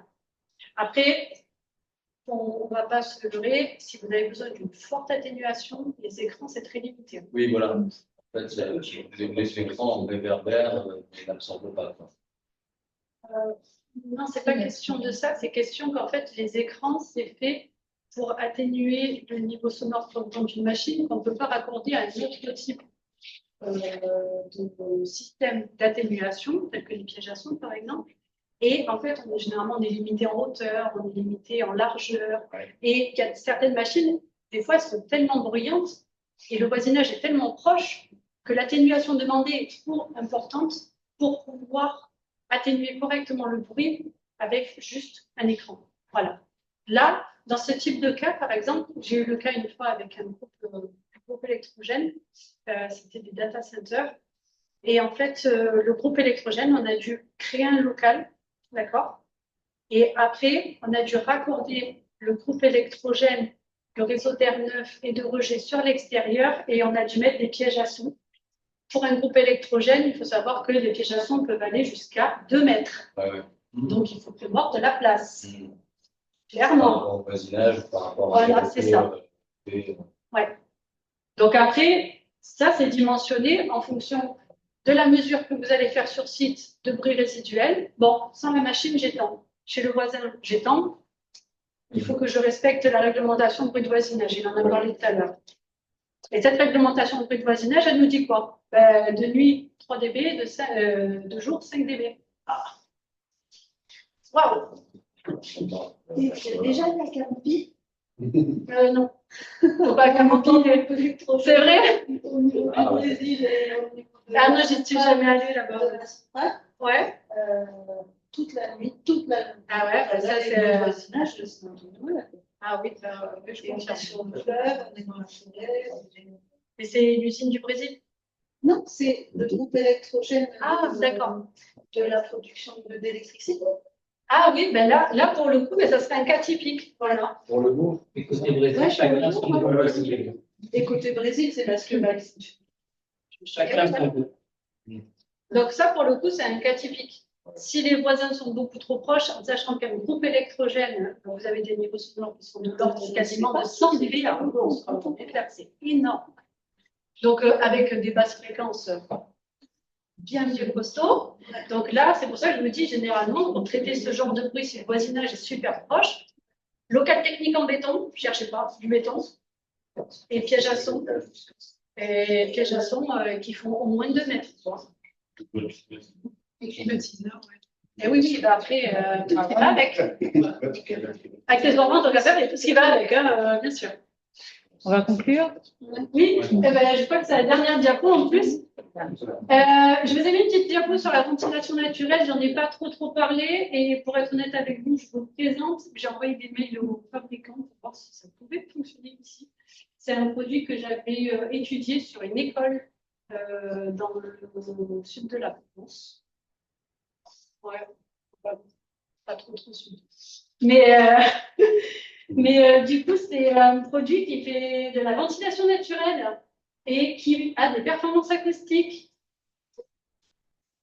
Renouvellement d'air, c'est pas du rafraîchissement.